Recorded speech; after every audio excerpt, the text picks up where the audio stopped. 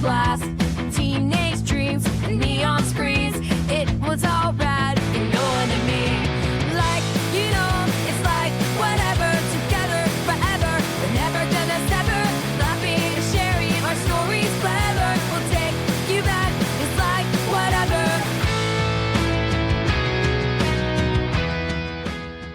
Welcome to Like Whatever, a podcast for, by, and about Gen X. I'm Nicole, and this is my BFFF, Heather. Hello.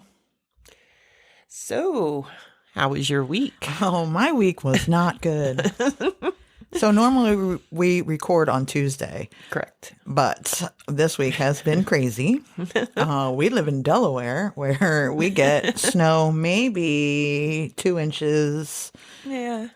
a year, like total all year. I think like '09 was the snowpocalypse. Yeah. Like that was like a foot and a half of snow. For like the whole year. Yeah. So we just got a foot of snow. Yes. And it has been just brutal. Our little state's not prepared for this. Not even a little bit. And so yeah, it's been a week. As you know, I work for the post office, and I don't know if you know the motto of the post office, but I have been working all week in a foot of snow. Fun fact, mail trucks are horrible in the snow. Yes. They don't even look like they'd be good in the They're snow. not. And there is we have chains, but not enough for all the routes. Oh. Yeah, because again, it doesn't snow here very often. So we wouldn't need chains. So Right. it's been a harrowing 3 or 4 days. So we are recording on Thursday, and this goes up in, just a few hours from now. So But Heather's going to crush it. I'm going to crush it. And on the opposite end of the postal job, I work for the state. So Monday I had off because Yeah. it snowed. Tuesday I had a 2-hour delay because it snowed. Yeah. Yeah. And I might get a delay tomorrow because now the winds are really high. Yes. And they are recovering all the roads. Yes. Schools are already starting to delay for tomorrow. I can tell you on my journey up here, it was bad. Yeah. Yeah. So I'm hoping for another snow day tomorrow. You're probably going to get one. I am not. Because, of course, we're closed today for the funeral of Jimmy Carter. Correct. Rest in peace. Yes, if you would like to hear more about Jimmy Carter, our take on Jimmy Carter, you Yes. should listen to the last episode we did. Mm-hmm. But yeah, so I am technically off today. But due to circumstances, I was not able to get up here until 5 o'clock. So we're going to record.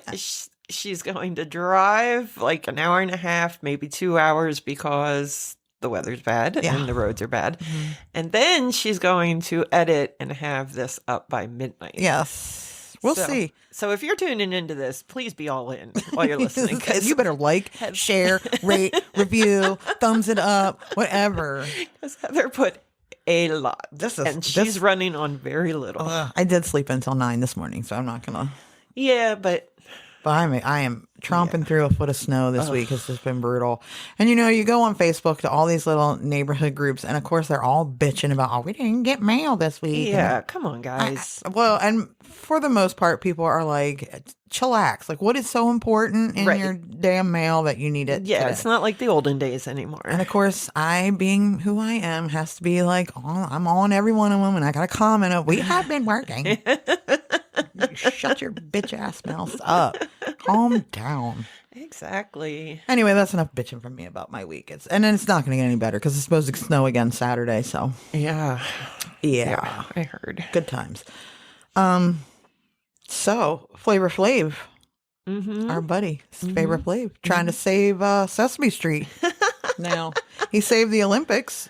He did. Yeah. Yeah. The water polo team, right? Mm-hmm. Yeah. Yes. And now he's gonna save Sesame Street. Good for him. I love it. What a 180 he's done. Yeah. I think. Yeah. It's pretty cool. Yeah. He seems to have it together. Yeah. Who knew we would be saying that Flavor Flav had it together? I mean, who knew he'd still be alive? That's Jeez. true. You are not wrong. Oh, man. I was going to tell you something else, too, and I don't remember what it was. And I was so ready to tell you when I got the damn car. I guess it wasn't that important. So anyway, yeah, that was a week. I don't think anything else is going on. Yeah. I don't have much to share. She's just been snowed in, hanging out. I made the obligatory crock pot soup on the snow day. Man, soup. Ugh. Yeah. It was taco soup. It was good. Yeah. I was going to make baked potato soup today, but I didn't know what time I was going to be leaving. And all Yeah, that. my daughter made baked potato soup on the snow day. Yeah. I love baked potato soup. Yeah. So that's that about that. So what is our topic today? Let's see. It's my week, so I know what the topic is. Let's fuck around and find out about the telephone. Ooh. Yeah. I got my information from androidauthority.com, practicallynetwork.com, and the smithsonian.com. I didn't write that down in there. Did you see my note above that? You didn't. I did. I did. I see it now. I wrote note to Nicole because I bet she isn't actually reading this. And actually, right before we went on, I said, you need to send me the script. She's like, I did, like Saturday. I was like, oh, my bad. Yeah. So, yeah, I definitely did not read it. She did not. So she does I not just know. got it like 5 minutes Does ago. not know what we're talking about today. So I am going to just give a brief little history, mostly because I'm a nerd and I find it fascinating about the telephone. I mean, I'm not going to be like technical because again, I didn't understand the science behind telephones. Right. But, I know what I wanted to tell you. Okay. Before we get into that. Yeah. Because that's how my brain works today. So on my way here, I was listening to my podcast and they were talking about a survivor story of the Titanic. Oh. Yes. See how important it is. And I forget that other people are not obsessed with the Titanic like I am. So she was explaining it and they were going back and forth and their information was wrong.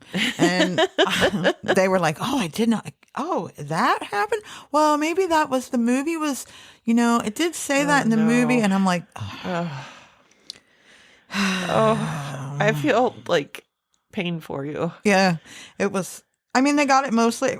They were surprised by a lot of things that I don't understand how you could be surprised by because, it's over 100 years now that happened. And I don't know. I forget that people are not obsessed with the Titanic. Yeah. Me and James Cameron seem to be the only ones. All right. But so Titanic. Yep. Look it up. It's a cool story. I'm so proud of you for remembering. Well, it literally just happened 45 minutes ago. So that doesn't mean anything. no, it doesn't. I did too many drugs. So yeah, I'm gonna just do a little bit of the background on telephone, and then we'll bring it back around to the telephone fun that we had. Which, it's funny now because this phone, if it rings, I'm like, yeah, okay. Yeah, exactly. Even if it's somebody I know, I sit there and I look for a second like, you couldn't have texted. Maybe I'll see if they leave a voicemail. Today I had, because we were gonna record virtually just because of the snow issues, but again, technical difficulty on Heather's part. I couldn't get it to work. So I had to actually call her while we were online together on the little room because I couldn't hear her. So I had to call her and I can't believe she answered. Because I'm pretty sure that's the first phone call we've had in about 10 years. Yeah. And it would have been a tragedy the last time that we spoke. I think that's the only time we call each other is when something really traumatic has happened. Happens, yes. Yeah. Also, fun fact, we have never had a hug. Yeah. No. And we won't. No. We refuse. We do. It's a thing now. It is. Oh, it would be so weird. Plus, when we hug, it's going to be bad. Like one of us is dying. Yeah. Oh, all right. Let's move on. Probably be me. It better be me. So, telephone. Credit for the invention of the electric telephone is frequently disputed. Did you know that it was frequently disputed? I did know that. Oh, Yes. really? Yes. I did not. I watch a lot of documentaries. Oh, on that. I'm a nerd in that way. Yeah. So as with other influential inventions such as radio, television, and the light bulb, the computer, several inventors pioneered experimental work on voice transmissions over a wire and improved on each other's ideas. New controversies over the issue still arise from time to time.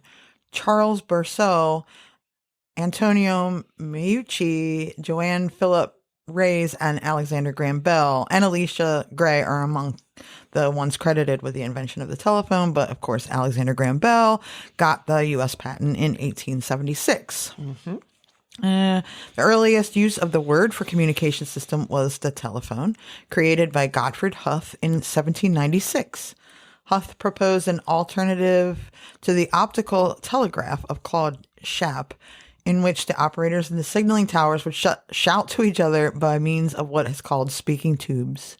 But we would call them megaphones these days.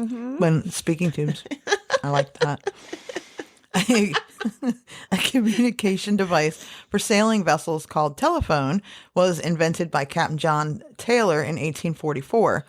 The instrument used for 4 air horns to communicate with vessels in foggy weather.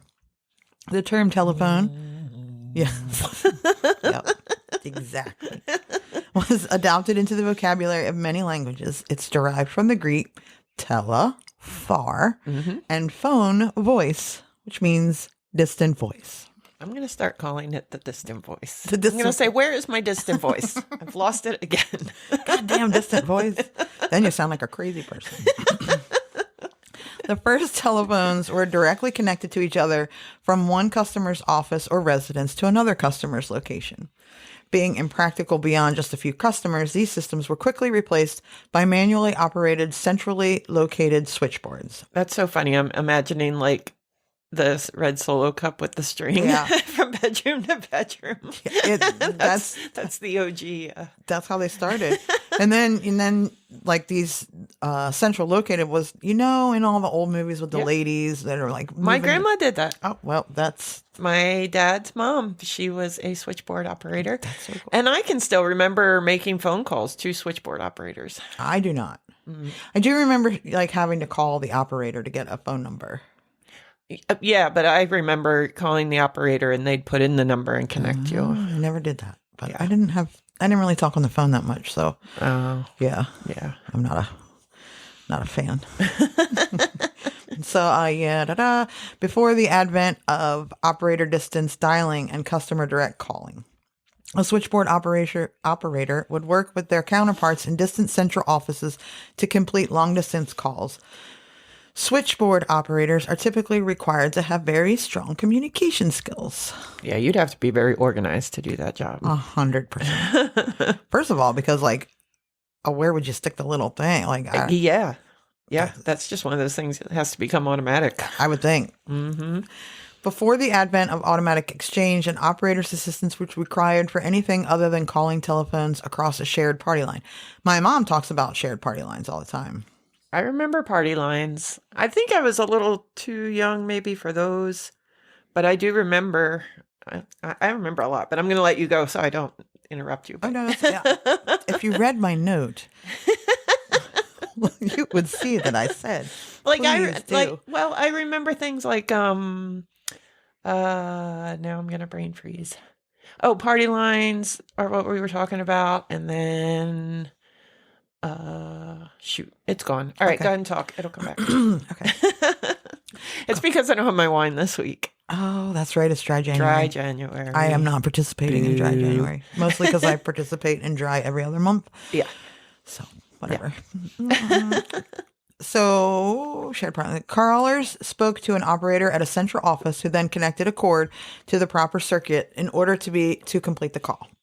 Being in complete control of the call, the operator was in a position to listen to private conversations.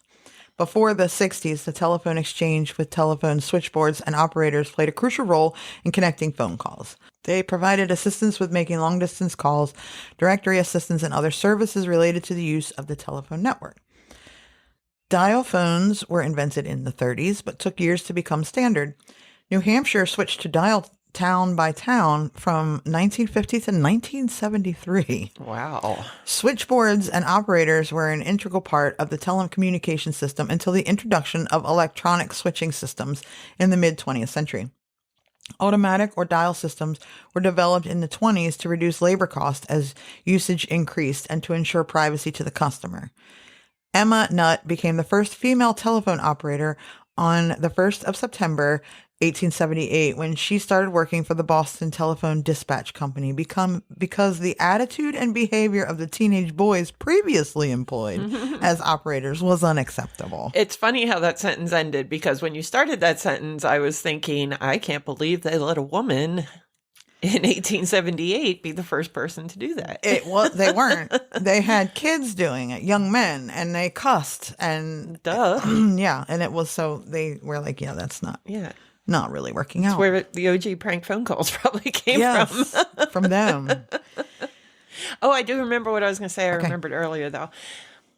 I remember when you used to have to call to get the weather. Yes. Do you remember that? I do. Yep. There was I want to say it was like a 3-digit number or something that you called.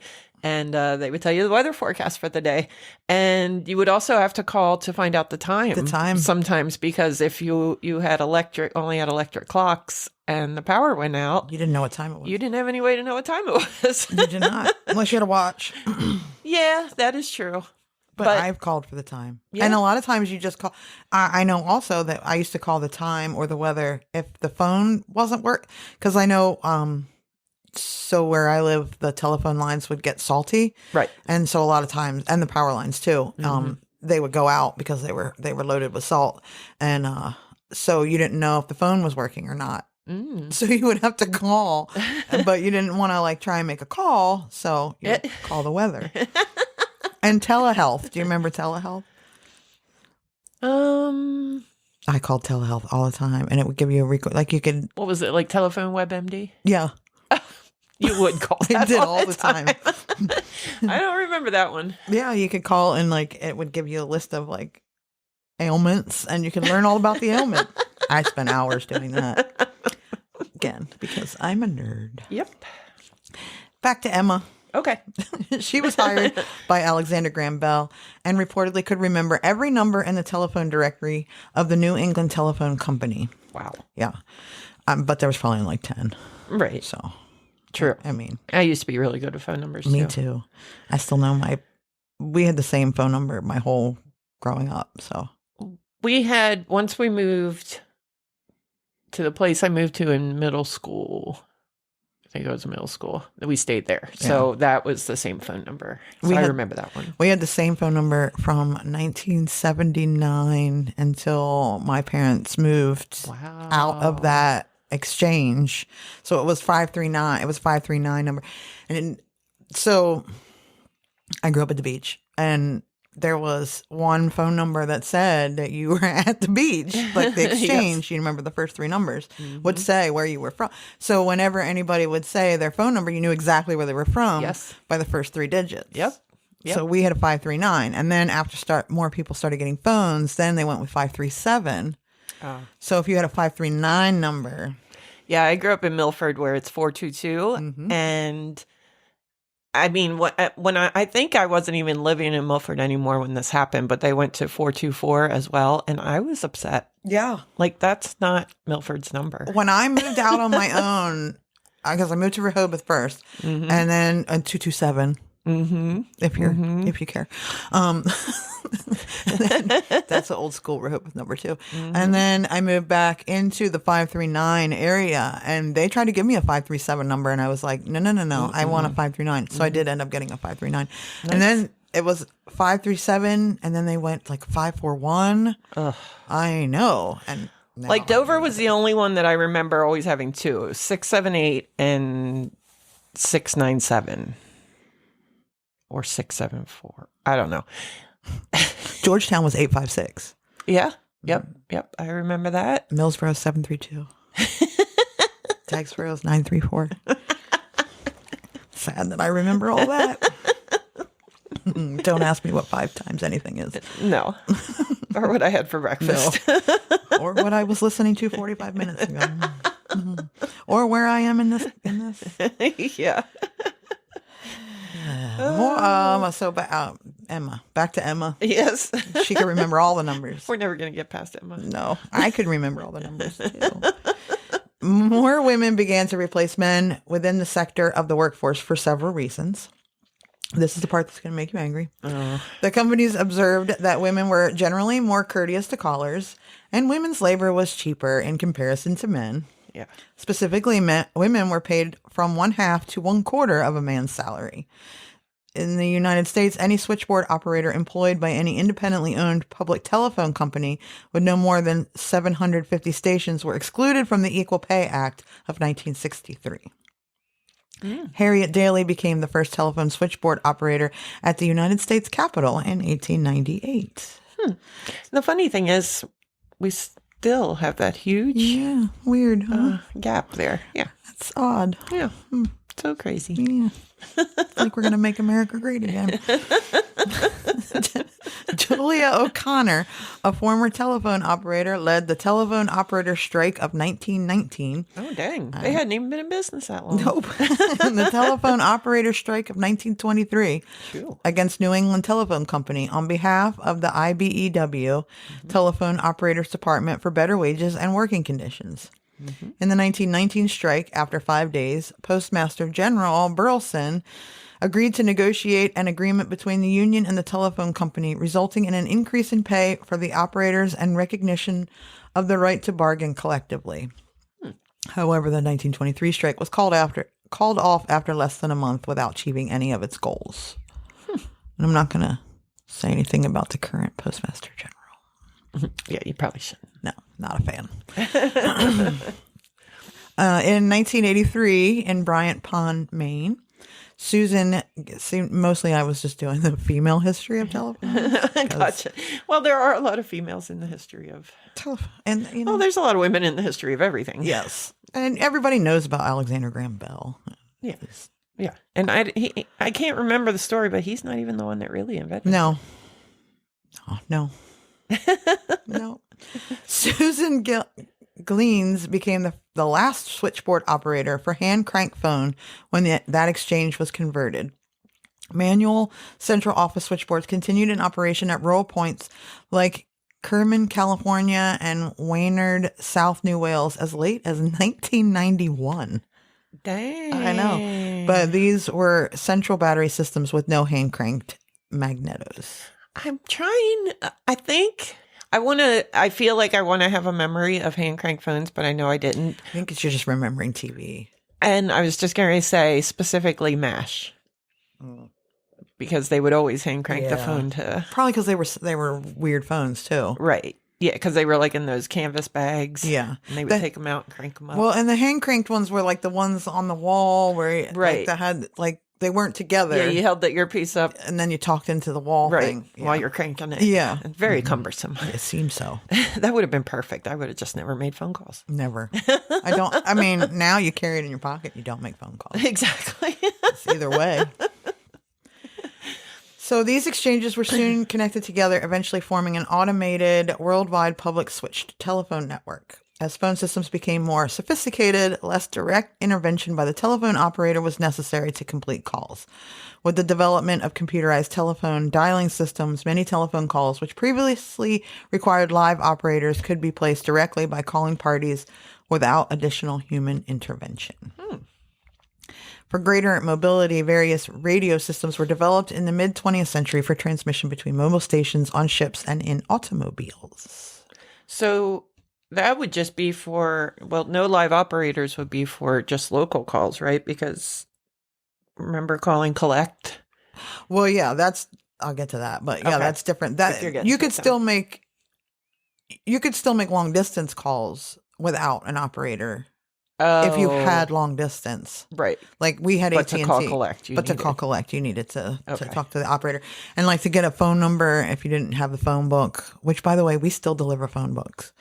I hate them. They're very small and they're very stupid, but we still do deliver them. That's crazy. Yeah. I'll tell you what though, when we get them, it's usually in the spring, and I can't imagine having to have delivered those big ones from our day where it was like 56,000 pages and Yeah. And the new ones, they don't even have like it's just businesses. regular people. Yeah. Yeah, It's just like an businesses. advertisement. Pretty much. Yeah. Yeah. They're very small. That's crazy. So the concept of mounting both the transmitter and the receiver in the same handle appeared in 1878 in instruments designed for use by telephone operators in a New York City exchange. The earliest telephone instrument to see common use was introduced by Charles Williams Jr. in 1882. Various versions of this telephone instrument remained in use through the United States as late as the 50s. The telephone dial originated with automatic telephone switching systems in 1896. Desk instruments were first constructed in 1897. Patterned after the wall-mounted telephone, they usually consisted of a separate receiver and transmitter. In 1927, however, the American Telephone and Telegraph Company, AT&T, Oh, snap. which, by the way, I did not know what AT&T stood for, No, me neither. introduced the E1A handset, which employed a combined transmitter-receiver arrangement. The ringer and much of the telephone electronics remained in a separate box on which the transmitter-received handle was cradled when not in use. Mm-hmm. The first telephone to incorporate all of the components of the station apparatus into one instrument was the so-called combined set of 37. Some 25 million of these instruments were produced until they were superseded by a new design in 1949. Ooh. That one was totally new, incorporating significant improvements in audio quality, mechanical design, and physical construction. Fancy. The push-button version of this set became available in 1963. Ooh, push button. Huh. I didn't know it was around that early. I didn't either. They must have been really bougie because we definitely had rotary phones for a long time. My grandparents had I don't remember. No, we did have a rotary too. But I remember my grandparents had the one. Ours was a wall-mounted rotary. Right. My grandparents had the one with the cradle. Right. And it had a... We had the wall one. Ours was green. Mine was yellow, like that. Ugly. Mine was like Yeah. ugly-ass green. Yeah. Like a greeny yellow. Ugly-ass green. Yep. But I think my friend's parents had the one in the cradle. My grandparents was black. And it was...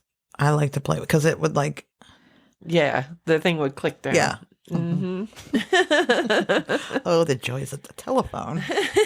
In a simpler time. Oh my gosh, it's so crazy that like to think about it. I mean, The things that entertained us back God, and it's not even been that freaking long ago No. that we used a rotary phone. Well, it has been.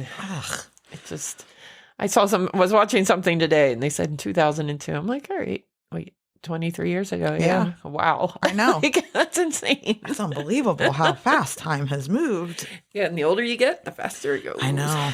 You know, it's so funny because when you're a kid, everybody's like, oh, when you get older, and I don't even remember how old I am anymore. And I was like, or when my birthday is. And I'm like, that's crazy. I'll never be like that. And now I have to actually do math to find out how old I am.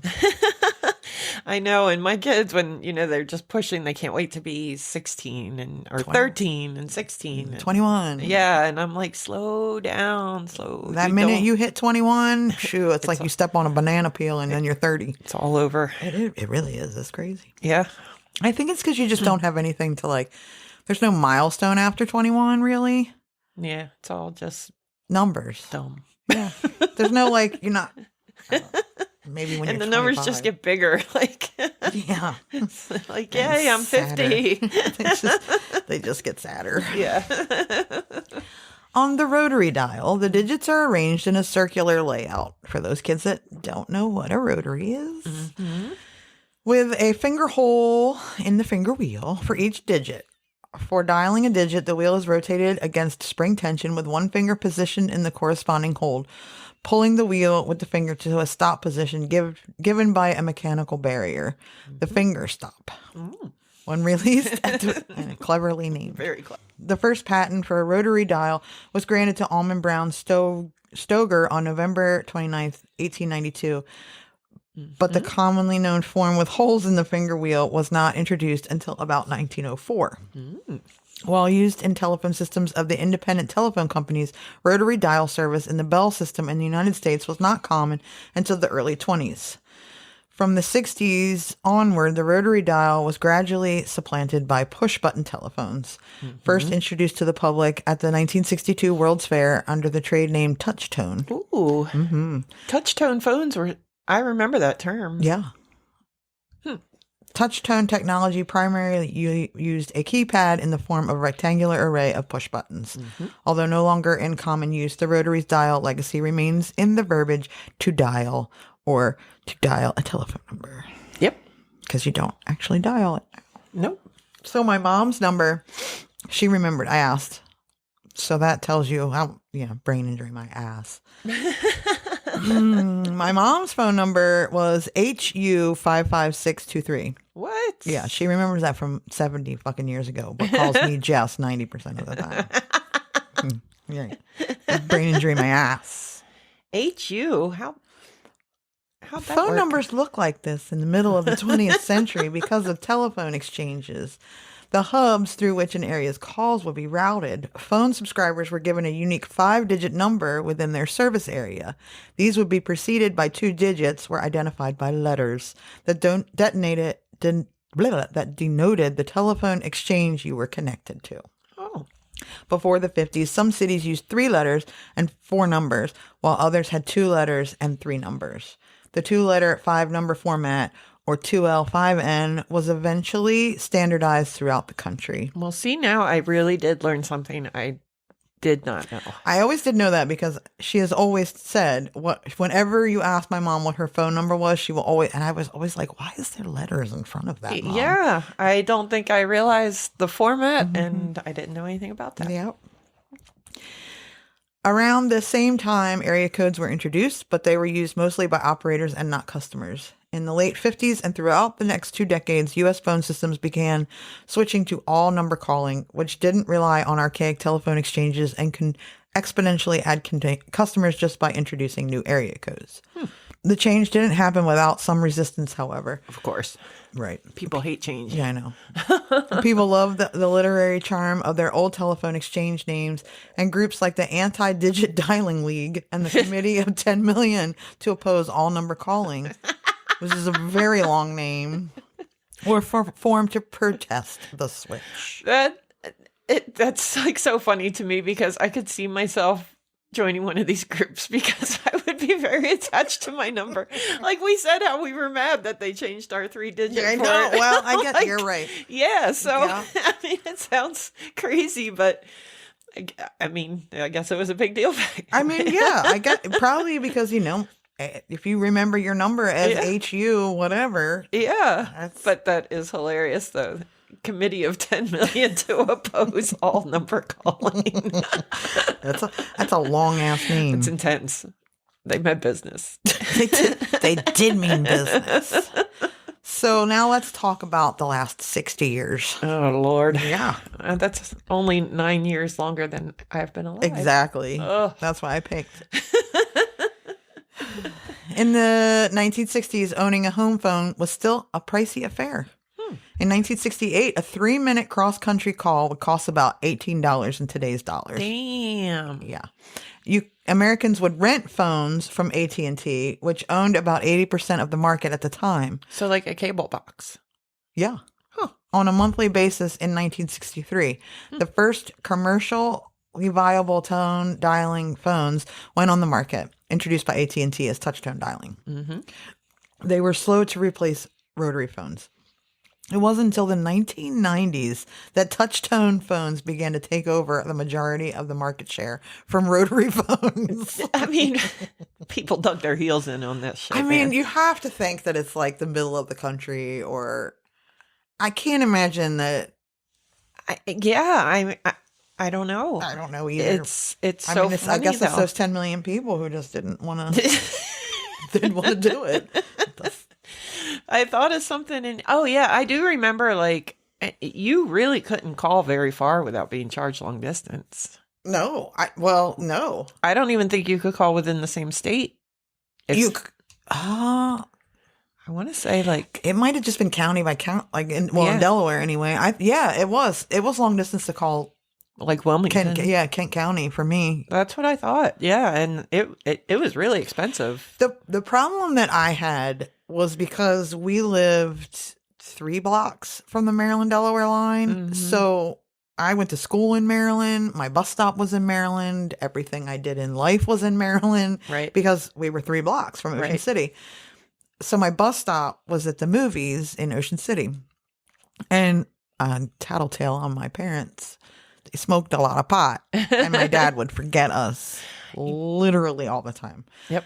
there was a phone booth at the movie theater on the street, and we would have to go. We would sit there for like 10 minutes and be like, he's not coming, because we weren't allowed to walk home because we had to cross a pretty decently. And there were a lot of street. serial killers back then. I mean, I don't think they cared about that. They just didn't want us getting hit by a car. They definitely didn't care. Because then they would lose help at the restaurant. So Right. there was no getting hit by And cars. hospital bills. Yeah, oh, yeah. Yeah. Yeah, you couldn't afford that. Yeah. They just have to let you die. Yeah. And then you can't afford a funeral. Just take so. you out in the yard. Yeah, and just shoot don't you. cross it. Yeah. Just dig a hole in the sand or something. Like the seagulls You're eat you. lame. It's time to put you down. So we would have to call collect. And so I put this in here as discussion. So yeah, we would have to call collect. And so what we would do is I'd like to make a collect call, and the lady would say, from, and you would say, Dad, you forgot to pick us up. And then when it would call the house, and they would say, will you accept a collect call from Dad, you forgot to pick us up? That was so smart. And then he would say, oh shit, and then hang the phone up. But you could hear his end of because you're sitting there waiting for him to accept the call. So you could hear his side. Right. So he would either say, oh shit, I'm on my way. And then everybody would hang up, and then there was no collect call made. Right. Because he didn't accept the charges. Because you had to actually say, yes, I accept it. You're such a little thug. Yeah, that's what we did. And Stealing from the phone company. every time we would have to make a collect. It would be, will you accept the charges from Dad? Seriously, where are you? Oh shit, I'm on my way. I've always had high anxiety, so I tried to always have change on me, But just in case. okay, but and it was like 10 cents to make a phone call. Right. But because we were in Maryland to call Would've been Delaware, like 30 cents. It was more. You're right. And then I also remember that you could reverse the charges. Do you remember being able to reverse the charges? So if you were making a collect call or a long distance call from someone's house, but they didn't want you to make so because of the Maryland thing, we had this problem a lot where it was always a long distance call. So if you're calling from your friend's house and they didn't want you to make their long distance phone calls, you would call and say, I would like to reverse the charges. Oh. So and then they charge my mom and dad's for my phone call. I know. I had to talk to the operator a lot when I made Shit phone was crazy, calls. man. I know. It's so nuts to think about. And that's what my little discussion note in there is like, we had to call. I mean, we called radio stations. Oh my God. That used to be my favorite. And I would win contests all the time. I did too. There was 93.7, what was it called? In Georgetown. I can't remember what the call letters were. I don't remember. But back in that day, it was like pop kind of stuff and rock. And I would, the eighth caller. Yep. And I would be on that phone so fast. And I would call and I'd win. Redial. Yep. And then I would run and then I'd win and I'd go to the station and they would have a box of albums. Yep. And they'd be like, pick one. Pick one. That was your prize. or you'd win a gift certificate to, get pizza or something like that. Yes. Yeah. But even when my kids were little, I made sure that they did that too. Like riding to school one day, my son, he loved the song Who Let the Dogs Out. So on the ride in, he called the local radio station and asked them to play it. And they played him on the radio, requesting it. And they played a song and he was so excited. It really was. Calling and requesting a song, especially if the DJ put your conversation on. Or even if they were just sending Madonna's Like a Virgin out to Nicole, who called in and requested. You're like, oh, that's me. I don't remember when it was, but they would have they would have an 80s lunch every day on one of the radio stations. And this was when we actually did listen to it's funny because listening to the radio at work, we would listen to the radio, of course, all day long. And you didn't have a choice of what was playing. Right. So, I remember the DJ and everything was Mike Bradley. He did an 80s lunch. And we would listen to it every single solitary day. And we would request something every single solitary day. So he would be going out to the girls at the Frog House. Because Jessica always liked, the train. Come on, ride the train. Yes. That's the whole reason she had a wedding was so that she could do the train at her reception. Yeah. So we would, we would call in all the time and request songs on the 80s lunch. It was just the best. It was so much fun. And like having to answer a phone blind, like the phone rang. Yeah, but when it rang, you jumped. Like, Yeah. you'd run to go answer that phone. Like, And you didn't know who was calling. nope. So we had a system, of Mm-hmm. course, because that's, who we are. Because my dad will not answer. He still will not answer his phone. We had so you would call the house and let it ring twice, and then you would hang up, and you would call the house again. Yes, if your parents weren't home. No, No, that just was to for know your me parents. to call my parents. Oh, okay. He wouldn't answer it. See, I was home alone a lot with my little sister. Yeah. So we had to have a system like that. I wasn't allowed to answer the phone Oh. unless like the code came in. But yeah, I remember creeper phone calls. I'd get heavy Yeah. breathers and stuff. yeah. I mean, that was really common back then. I mean, Yeah, we would call. because and there was no way to track who was no calling idea you. who it was calling or Yeah. what and it would ring, and it could just be literally be anybody. Yeah. Our neighbor across the street, my sister's best friend growing up, her dad, just the greatest human being you'd ever want to meet. And he would answer the phone, the county morgue, and just any number of different things. And you would be, I think I still remember their phone number too. And then the prank calls. I don't like pranks, so I never did pranks. I don't like pranks, but I did do just your very stereotypical. Is your refrigerator running? Yes, we did the are you Better go catch it. Better go catch it. Yes, we would do calling up. Is this Domino's Pizza? And it was just so funny. We'd say that and hang up, and then we would just laugh and laugh. One year, they printed our phone number for some reason in the phone book. Our phone number was for the shore stop in Ocean View. Oh no! So for like 6 months, we would get phone calls for the short stop who God. sold food. So people would be like calling in to get it was a mess. Did your dad take orders? Yes. Oh God! He'd answered all kinds of questions, and then at the end, he'd be like, "You got the wrong number." It's I'm printed glad he wrong. told them and Yeah. didn't let them go into the It's shortstop. printed wrong in the phone book. But yeah, and all times, because it was a 24-hour shortstop. Oh my God! So the phone would ring at all hours of the day and night. So yeah, it was. And nobody turned their ringers off back then. No. No, you always, your phone was always, I don't even know if you could turn the ringers off. You just took it off the hook Oh, that's right. and it would ring busy. Oh my God. And when you were trying to call a friend or And something, their and it was parent would busy, answer, or their it was parents busy. would answer. Yeah. And you'd have to be like, Oh, but we did learn manners. yes. Hello, Mrs. So-and-so. This is Nicole. May I speak with? May I speak with them? Yep. Yep. May I speak? I still, and I work with teenagers now, and, it's just different. But, they'll call me and they'll start talking, and I'll let them talk. And when they stop, I'm like, who is this? Even if I know who it is. Or if they send me a text randomly out of nowhere and just random question, I'll text back. I'm sorry, who is this? Introduce yourself. Kid. Exactly. Yeah, Somebody's got to teach them.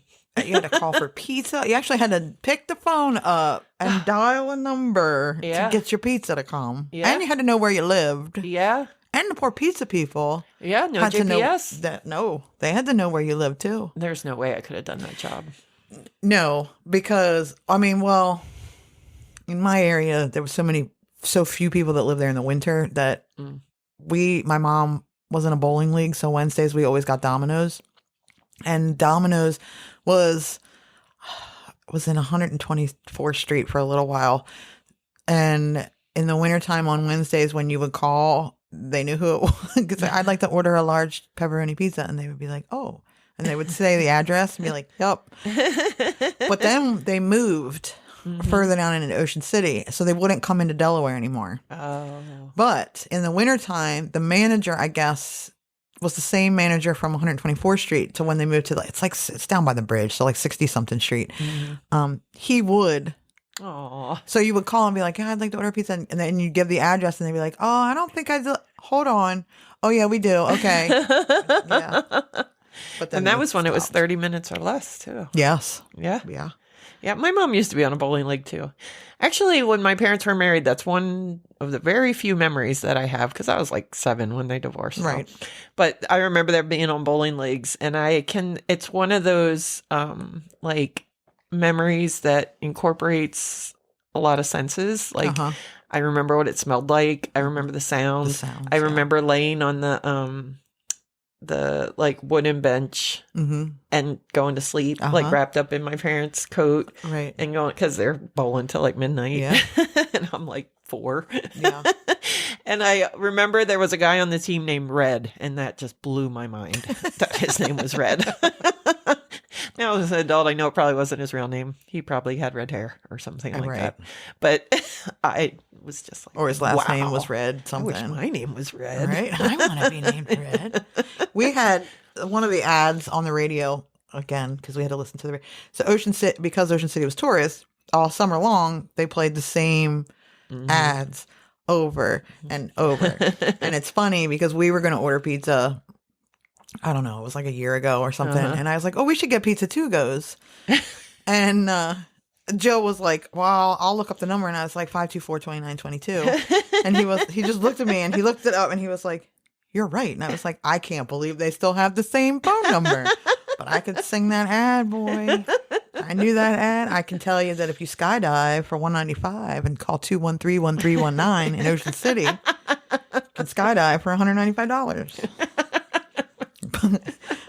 And you can order pizza from Pizza 2 Goes. Yeah. But those things just stuck in your head. Like, I just find it funny that they still have the same phone number.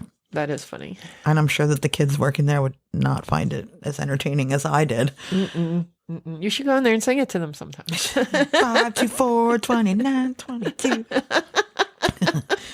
Anyway, back to my story. Yes. In the U.S., while Mother's Day is the holiday with the highest number of phone calls, the day with the most collect calls is Father's Day. It's so fucked up. But Verizon discontinued calls on its landlines in 2016. Yeah. Really? Yep. No way. Yep. AT&T similarly discontinued its collect call service for the United States, but 1-800-COLLECT remains operational. Get out. That's so crazy. I haven't had a landline in so long. Yeah. I haven't even thought about it, but I don't think you have to pay for long distance. I don't think long distance is a thing anymore. Yeah, I would hope not. But why is there collect then? I don't know. Maybe to call foreign. Call from prison? Oh, yeah, that is collect call.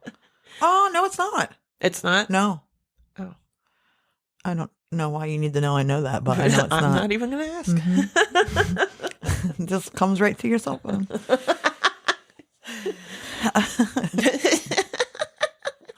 Call waiting was introduced to North America in the early 70s. What? Yep. How come we didn't get it until like the 1995? I don't know. At least. I don't know. Last call return, automatic recall, or star 69. Yeah, it's providers to subscribe. You had to subscribe to it. Yeah. Yeah, I remember it was an additional thing. Yeah, because it would cost so much but that if you hit star 69, it would call back the number that had just called. Yeah, and I don't think that was a charge. Or was there? Yeah, I think it was like 50 cents or something like that a call. I think it would either tell you what the number was or it would just call it back automatically. I think at first it would call it back automatically, and then later it would tell you what it was. I don't know. I just know I always thought it was funny that it was 69. Because I have an immature brain like that. Because you're 10. I have the brain of a 12-year-old boy sometimes. The general public tends to refer to the service by the telephone feature code. The telephone number it has for their country, for example, in North America, it was star 69, while in the UK, it is 1471. Not as fun. No. The New York Times described call return in 1992 as a new service. It can be paid per call or subscribed to monthly. See? Caller ID is a service that displays the phone numbers of an incoming call. It was first developed in the United States in 1968. Initially available on... You're not going to say his last name? No. Okay. It's very long. We'll just call him Ted. Yeah, Ted. Ted. Initially and been available on internal private branch exchange telephone systems, it became widely available to residential customers in 1989. We did not get it until the 90s. Mm-hmm. The system works by relaying caller information from the central office switch to which the wires were connected, and it would come up in a little screen that was separate from your phone. And then remember when the phones came with caller ID on them? Mm-hmm. That was cool. Mm-hmm. But before that, you had to have a whole other box. Yep. The world's first telephone box called Fernspreck. Because Kiosk. Yep. That is definitely kiosk at the end. Yep. Was opened on January 12th, 1881 at Potsdamer Platz, Berlin. That one I knew, Berlin. Very good. That's Germany. To use it, one had to buy a paper ticket called telephone billet, which allowed for a few minutes of talking time. In 1899, it was replaced by a coin-operated telephone. William Gray is credited with inventing the coin payphone in the United States in 1889, and George A. Long was its developer in the UK. The creation of a national network of telephone boxes commenced in 1920. In the 40s, at military bases during World War II, outdoor booths started to appear. But in general, they were most commonly placed indoors, as they were mostly made of wood and didn't handle exposure to the elements well. And this all changed in 1954 when the Air Light outdoor telephone booth was introduced. Ooh. I don't know if you remember, but it was made of glass and aluminum. I do, and that's also where Superman changed his clothes. It is where Superman changed his clothes, which is weird because it's completely made of glass. Yeah, maybe he's a little narcissistic. A little? I think he was. His name was Superman. He was a bit of an exhibitionist. I'll say. They were designed especially for the outdoors and originally intended to serve motorists traveling on the highway. Starting in the 70s, pay telephones were less commonly placed in booths in the United States. In many cities where they were once common, telephone booths have now been almost completely replaced by non-enclosed payphones. Yep. In the United States, this replacement was caused, at least in part, by an attempt to make the pay telephones more accessible to disabled people. Well, I mean, you really couldn't get in those little booths. Yeah, that is true. And then they were just out in the open. Mm-hmm. But you had no protection. No. And no privacy. No. But who are you talking to that you need privacy? Nanya. Oh, excuse me. They're getting in the telephone booth then. The one at the movies was a telephone booth. And they would have like a little phone booth connected to like a little... Yeah, I remember. And there was book. the little corner metal shelf. Yeah, and you put the phone book on there and then you could call. Yep. Yep. And you had to put your little 10 cents in there. Mm-hmm. Yep. Yep. Beginning in the 90s, many large cities began instituting restrictions on where payphones could be placed under belief that they facilitated crime. I don't know why. Yeah. Okay. Because somebody did not have control over their city and they wanted to blame it on something. It's the goddamn phone booth. It's what's the new thing here? Maybe they thought that because Superman changed his clothes in telephone booths that's where crime happened. Oh, so now there was no more vigilante superhero Exactly. because he didn't have anywhere to change. Nope. And then he had to become a billionaire like Batman. Yep. And get his own shit. Yeah. In 1999, there were approximately 2 million phone booths in the United States. Wow. Only 5% of those remain in service by 2018. In 2008, AT&T began withdrawing payphone support, citing profitability, and a few years later, Verizon also left the payphone market. In 2015, a phone booth in Prairie Grove, Arkansas, was placed on the National Register of Historic Places. Aww. In 2018, about a fifth of America's 100,000 remaining payphones were in New York. New York City. New York City. Only 4 phone booths remain in New York City, all on Manhattan's Upper West Side. The rest have been converted into Wi-Fi hotspots. I'm happy there are still a few. Why on the Upper West Side? Because they're bougie. They're probably very fancy. I think they've had cell phones forever, though. I would think. Yeah. So they can take Instagram pictures. That makes sense. It's for the tickety talk. Yes. Incoming calls are no longer available and outgoing calls are now free. So if you find a phone booth, you can make a call. I don't know if you're going to remember anybody's phone number. I don't know who I would call. I'd have to pull out my cell phone and look up the number. And Pizza Two Goes is the only one I'd be able to call. Now I know a lot about germs and stuff, and no thanks. I don't care about germs. I'd only be able to order a pizza. In February 2020, the city confirmed that despite a plan to remove dozens of payphones, the iconic booths would continue to be maintained. However, they were removed in 2022. Oh, damn it. Yep. There are still phone booths in America, but they are not as common as they used to be. They're usually found in touristy or historic areas. Some people still use them because they like the privacy that they provide. In Philadelphia, an amateur phone collective called PhilTel is doing more than just preserving old payphones. They're installing new ones, minus the pay part. Ooh. The project aims to create a network of phones that make free calls anywhere in North America. We are totally going to Philly after they do this. And looking for them? And using a phone booth. I'll just bring some wipes. Okay. I guess we're coming, Philly. Yeah. We'll get a cheesesteak while we're there. Now, let's talk about the thing that has undergone the biggest and perhaps most important change. The cellular device. So we just took a little breaky poo, and I was complaining because I don't think it's right that snow boots do not have any kind of arch support. And so, if you create snow boots, maybe make a... It really is a silly thing because, a lot of people are either working and have them on, or they're out shoveling their yards, or usually need some support if you have on snow boots. My feet are killing me from having to wear those stupid ass things. What about, you've been skiing, right? Yeah. Do they have, is it like that in ski boots? Ski boots are weird. Oh. Yeah. I've never. They don't bend. Oh. So they don't have there's no, Gotcha. They don't bend like a regular shoe. So okay. You kind of tromp along. Gotcha. Much like I have been doing the last 3 days, tromping along. But my boots have a duck boot bottom, and then they're fleece lined. The one good thing about mine though is that the insert comes out so that if my feet get wet, I can just toss them in the dryer, and then I don't have to dry them out for 10 days. But but yeah, they have no support at all, and it's just rude. Yeah. I don't know what's going on with that. Okay, so let's go back to cellular devices. Mm-hmm. I'm not going to go into the technology or how they work because I don't know how they work.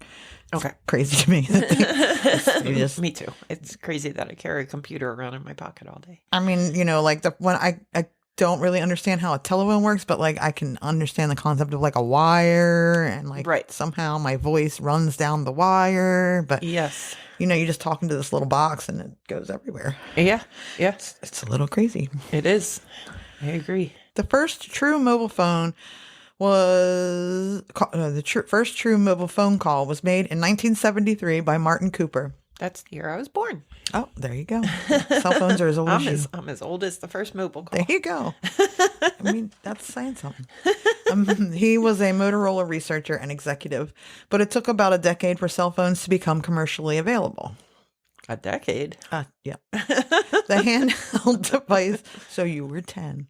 The handheld device was shaped like a brick and weighed about 2.4 pounds. Mm-hmm. That little dot is very hard to see right there. 2.4. Mm-hmm. I thought it was 24. I was going to say that is very heavy. Well, I do remember I think the first ones were in cars, so it wouldn't have been that crazy to me if it weighed 24 pounds because it was installed in your car. It would weigh more than the Porsche that it was in. It was called the Dynatac 8000X, and it is considered as the original cell phone. The device only operated for a maximum of 30 minutes talk time. Not worth it. And that was a huge 10 hours of charging. Totally not worth it. The very first call that was made by Cooper, he called Dr. Joel Engel, an engineer at their rival business, Bell Labs. And said, nanny, nanny, boo, boo. Pretty much. I did it before you did. Pretty much. But it was, the very first mobile devices were not cheap. Mm-hmm. The cost of the Dynatac phone was $39 $3,995. God damn. $3,995, not $39.95, which is the equivalent to $10,000 in today's money. To be able to make a 30-minute phone call and then have to charge it for 10 minutes. 10 hours. 10 hours. Yeah. Yeah. Yeah. Makes sense. Mm-hmm. It was clunky and heavy. Mm-hmm. It served primarily as a status symbol Mm-hmm. more than a functioning cell phone. It wasn't until 1989 that the Motorola MicroTac, a flip phone small enough to put in a shirt pocket, signaling the start of phones getting smaller. I don't... That seems... 89? Because my ex had a large flip phone, and he got it in 95. Yeah. Yeah. I mean, 89 is only 6 years from that. And I guess by then we couldn't afford it, but he wanted it, so we bought it. But my first one, you had to go through the Delaware Surf Fisherman to get it. I don't know why. It might have been cheaper that way or something. Huh. Yeah. And I still have the same phone number. You do? Mhm. Yeah, I know you do. You have. Thank God, you've always had the same number. I've always had the same if number. I can't call anyone else, I know how to call you. And the funny thing is Joe was always like, well, we should just get rid of these numbers again. And I'm like, no way. I've had this Hell phone no. number since I Don't got you dare. cell phones. So, if you think I'm going to be able to remember another number, you're crazy. Exactly. In 1985, the mobile telephone C looked like a briefcase. I'm sure you've seen it in movies and stuff. Yeah. In 1987, Mobira Cityman 900, the very first Nokia. The Cityman's movie claim to fame came in 1987, Lethal Weapon.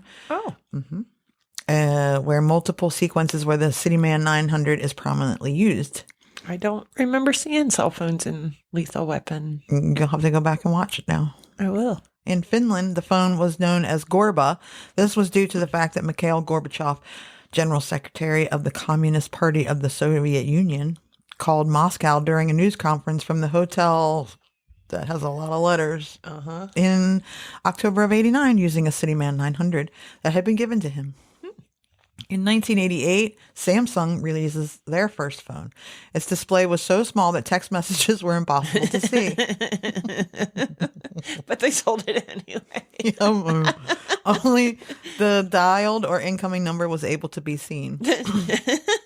In 1989, the start of the flip phone era, Motorola MicroTac which was my first phone. Yep. The MicroTac pioneered a revolutionary flip design in which the mouthpiece flipped over the keypad. However, in later production, the mouthpiece and ringer were actually housed in the phone's base.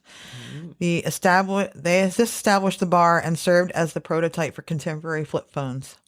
By 92, the antenna and phone bodies had both shrunk from the days of the brick phone. I remember the antenna too. You had to pull. You had to pull it out. Yep. The next significant development was the Nokia 1011. Good Lord. The first 2G phone to be mass produced, which was introduced in 92. The first text message was also sent that year. I know. 92, like that's the year I graduated. Yeah, it just seems so early, but I'm thinking of where we lived. And that's probably... It was where we got married there in Dover. That's when he got it. So that was... Yeah, that would have been it. Weird. I know.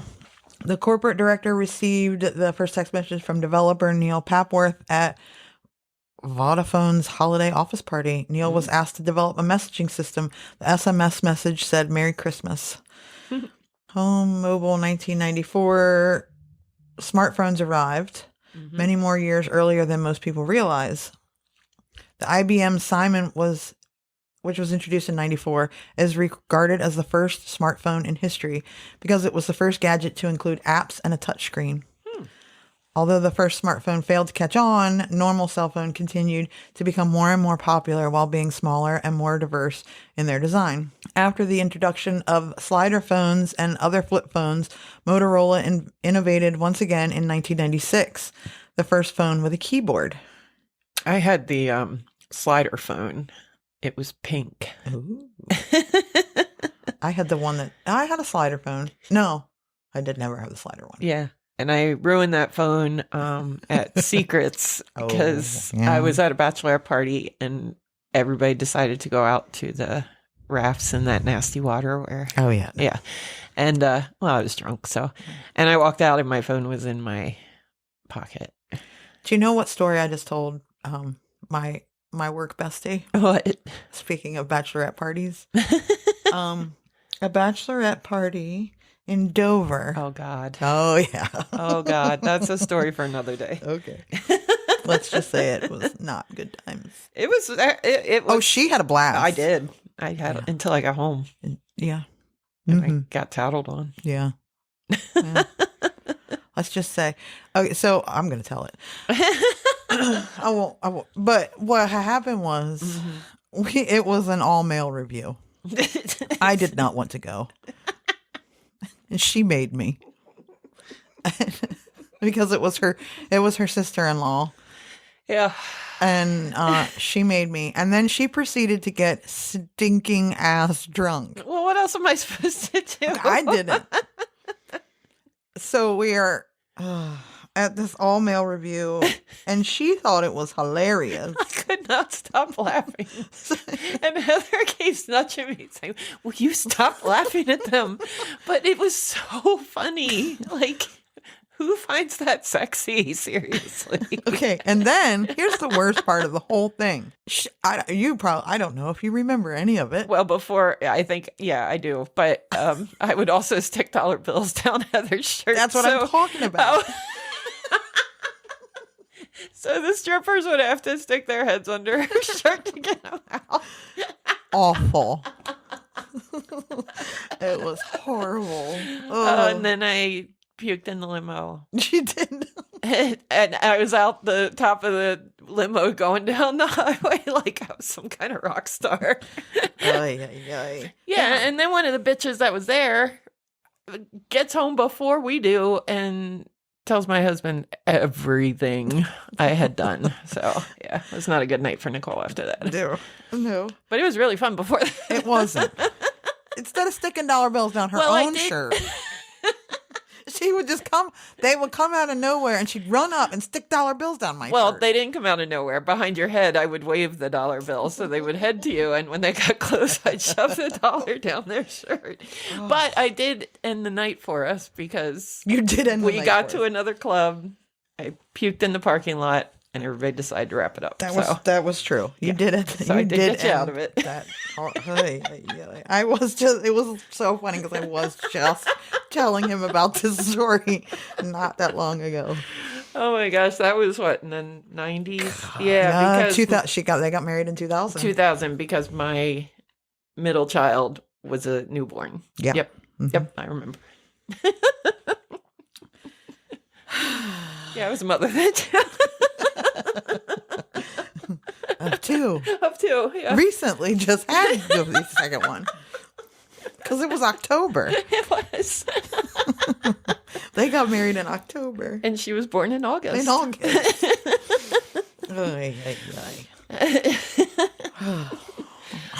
good times. Oh, yeah. So back to cell phones. Yeah. I don't remember where I left off. Though the first cell phone with a keyboard, the Nokia Communicator 9000, included a keyboard. It was Nokia's first smartphone. Is it Nokia or I don't know. We'll continue. I had a Nokia. I always said Nokia. I'm sure, however, any of us Americans are pronouncing it is wrong. So just do your best. Okay. I'm going to continue. If I'm wrong, sorry. Yeah. I apologize to the Nokia company. The Communicator 9000 provided a number of business-related functions in addition to a keyboard, including email, web browsing, faxing, word processing, and spreadsheets. And it accomplished this long before BlackBerry came to represent the mobile professional. 1997, first phone without an antenna. Wow. I know. In 98, the Nokia 5110.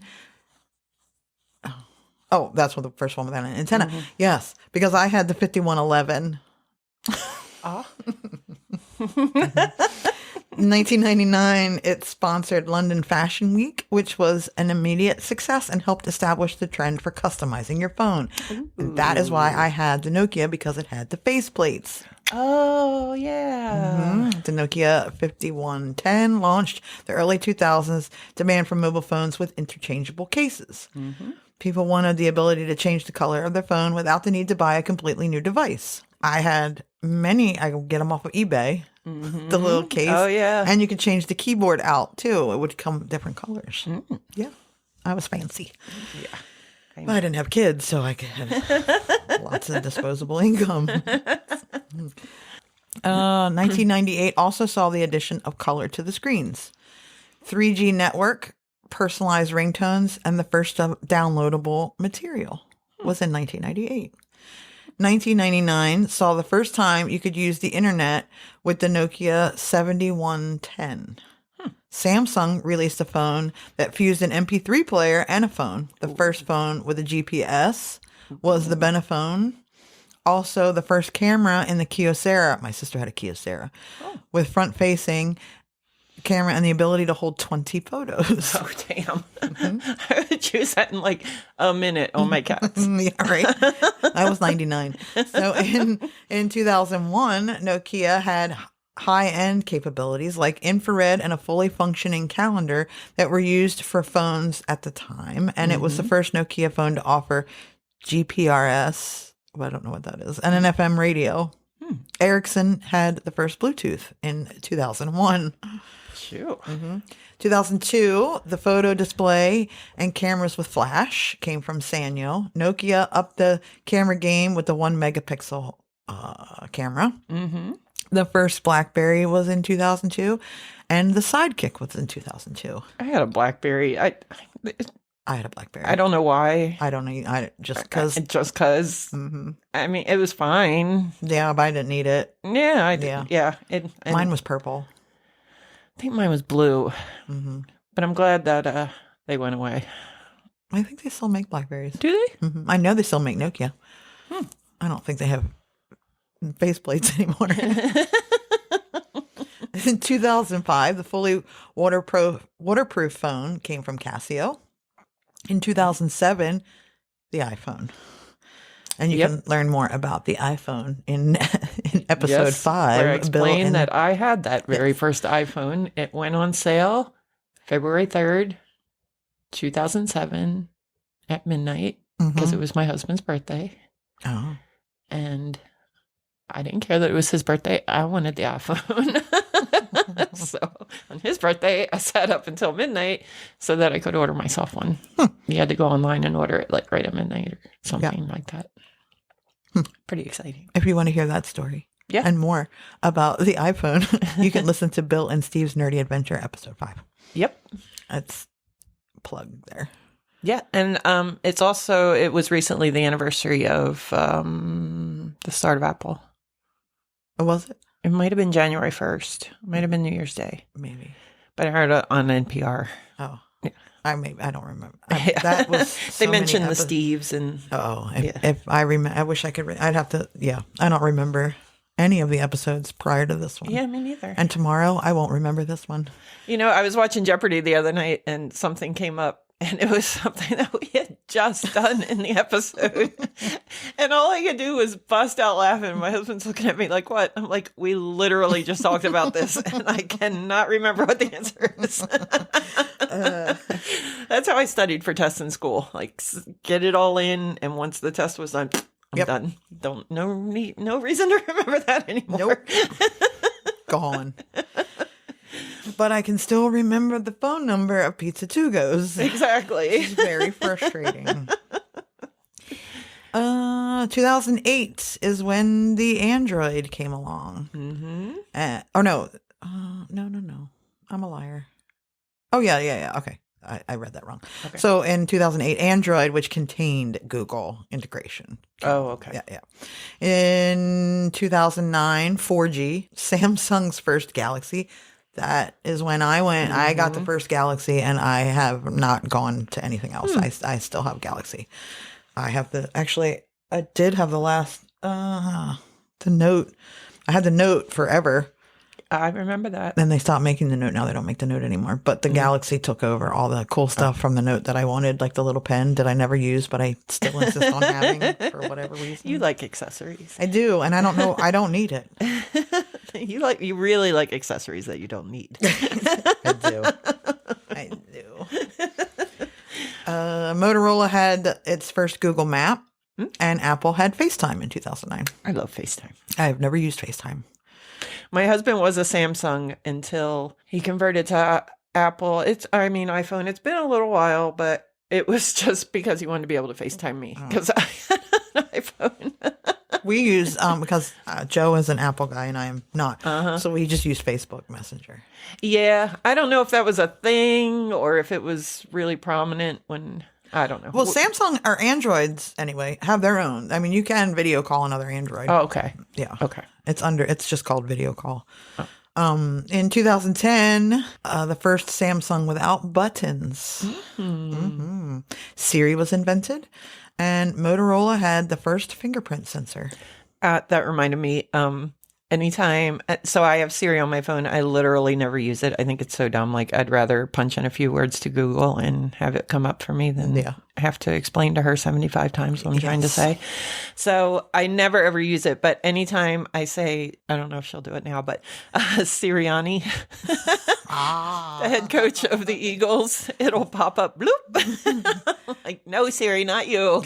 Now, Joe will uses Siri for literally everything, except he doesn't use it right. It never works. Well, first of all, he says, wonder if she'll do it. He just says, "Hey Siri," and instead of just saying what you needed to say, because that's what you're supposed to do, like just say, "Hey Siri," and then talk. He waits for her to answer, like she's a person. But the light just pops up, and that's how you know it's ready. Okay, but fun fact. Okay. That if you do wait for her to answer, she does go, Oh. Because she's waiting, like, what's up, dumbass? That's what she should say. You rang? Like, hello. I mean, when I very first got a phone with Siri, I said, like, I'd cuss her out and call her mean names, and she would say things back like it was rude. Yeah. But besides that, I like have no Alexa use for that. I use Alexa a lot. I used to have an Alexa in the house, and then I got so freaked out by like people listening in, and I don't know why. I don't have anything to like. I will literally like sit here on my computer with the camera open and be like, meh, so if somebody sees me, good for you. If you're having fun watching me sit here and work, good for you. But I don't know, it just creeped me out. I don't know why. I gave my mom I bought my mom Alexa thinking that she would be like, never use. My mother talks to Alexa all the time. Really? All the time. Her and Alexa have like whole conversation. I don't know. But I showed her. Adorable. I didn't think she'd ever be able to use it. Yeah. Like, but then I thought, well, maybe if she does, just for music or she listens to music all the time. Right. Ever since I have been a child, there has always been a radio on in the house. Always. Right. Or the TV in the background with like on the music channels or whatever. Mm-hmm. She always has it. So I showed her. I said, look, you just say, Alexa, put on whatever, Bruce Springsteen, because that's what she's 98% of the time listening to. I'll call her and say something. She's like, oh, you know what Alexa told me? And I'm like, I don't think Alexa is supposed to be telling you things without you asking, Mom. Definitely don't ever give her AI. So I just think it's funny because she just asks Alexa, like, literally, she uses Alexa to Alexa's full potential. I'm so proud of her. I know. I'm so proud. I think I even got her a second one. And I think she has inspires me two to now. get mine out. I think she has two now. And I'm telling you, she asks Alexa for recipes. She asks Alexa for stuff all the time. She'll say, oh, I just asked Alexa the other day that question. I'm like, okay. All right. Good for you, Mom. She's so cute. I just think it's funny that, I love it. I did. I'm so proud of her. And I do have the Alexa I have for our house. I had it for her with hers, and then I got my own, and you can't do it to two places, but you can drop in on an Alexa. So, so sometimes I would just drop into her Alexa and be like, hey, Mom, and it would freak her out. I guess she didn't like Alexa calling her mom. I don't know. I like Alexa. I do. Because you can play Jeopardy with Alexa. Yeah. And name that song. I like my Alexa. All right. Maybe I'll get mine back. Yeah, you should. It's fun. Okay. It's fun stuff. Although I should probably buy a new one because mine's probably like 10 years old. So it might Mine's not pretty. even work. Yeah, you're going to need to upgrade. Alexa's going to need an upgrade. I have it on my phone. I'm actually surprised it hasn't been making noise. 2014, Samsung's first heart rate monitor. 2015 was the first curved screen. Samsung has it's a beveled edge. Oh. And you can read your text. You can set it up so you can read like if it's sitting flat, not these anymore, but the ones then, because I got that one too. I like to get, I don't know why, I don't ever use text, but I did get the first one. It would show you the text message on the side of it. Oh. Yeah. And Google came out with its first phone, the Pixel. In 2017, Apple has its Face ID. So I didn't go any further because we all know what's happened since 2017 with phones. It's just, Yeah, but all that was just crazy because it just happened so in 17 fast. years. Like, I mean, yeah, it was just like boom, boom, boom, boom, boom. Yeah. It took like 100 years to get from a switchboard to a rotary, and then it just went nuts. Now we have AI and 2,700 cameras on this thing, and you can't live without it, and you have to take it everywhere. You don't have to call for pizza anymore. You just text everybody, and then video calling. Because I remember going to Disney, and when they have the big globe thing, that's Jessica's favorite ride. They would, do the video calling. And, when you were a kid, you were like, what? That's crazy. And then today we're using it to try and it's just crazy what you can do with it now. It is. And then that's just been, I don't know. It's crazy. Yeah, that was really cool. When you told me this was going to be your topic, I was kind of like, okay. That's I mean, not that I didn't trust you would do a quality show or anything, but I was just a weird like, topic. All right, but yeah, that was really cool. I learned a lot. Thanks. Yeah. I just think the phone is, I feel like the phone was such an integral part of for different reasons than teenagers have the phones today, but it was such an integral part of our generation. Yeah, I remember you would just lay on the kitchen floor and twirl the cord around your finger and just talk for hours. Wow, we had the really long cord. But then that one would get all tangled. up. Oh my gosh. And you'd have to untangle it. And your parents would be screaming at you for tangling it up. And then you couldn't stay on the phone too long because somebody else might be trying to call. Yeah. It was. Oh, do you remember though, you could break through? I don't know if you ever had to do that. I feel like I remember that. I can't remember what you would have to. You'd have to call the operator probably. And break in. Yeah. Yeah. That was the thing that we did do. I did do that too. Yeah, because I mean, you had one number. That was it. Like, there was one way. And if you were calling your parent at work, there was one number for you to call. Yep. And it's not like you could call somebody at the next desk and ask them to get your mom for you. Like, no, it was. Well, and the thing of it is like at home, my mom. So my aunt lived 2.5 hours like near Philadelphia, and she was my mom's best friend. And back then they of course didn't have texting and stuff, so she would call and they would talk for hours. And if you were trying to call and you kept getting the busy signal, you'd be like, "What are you doing? Like, I got to come home or." Yeah, and you would have very long phone calls back then because that's how you kept in touch with people. There wasn't social media. I mean, you wrote letters. Yeah, you sent cards and you with a picture in it, and you talked on the phone. So if you were talking to a friend or sister, mother, whatever, you were on the phone for a very long time. Hours. Sometimes I remember I would have like 20 minutes, and then I would have to hang up. Yeah, and wait, and then I could get back on the phone. Yeah. Yeah, I remember we were not allowed to have phones in our room. And when I got back from my year at University of Delaware, I was like, well, I'm an adult now, Mom. Like, you can't tell me how to live my life. Yeah, I'm going to get pink hair and pierce my nose. Yeah, and I did. And she didn't care. She did. She pretended she cared. Those were the two things you weren't allowed to do. And I did them both, and she didn't care. I dyed her hair pink. Yeah. So I almost got in trouble with your mom that time. She did not like I would never get in trouble with your mom, but that was the closest I ever Then came. she started dyeing my hair because she said, you two were making a mess in my bathroom. So my mom just started doing it for me. It's no way to rebel with your mom doing your hair. Yeah, she, I forget what I was going to say.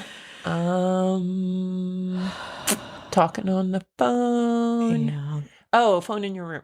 Oh, yeah. So we weren't allowed to have phones in a room.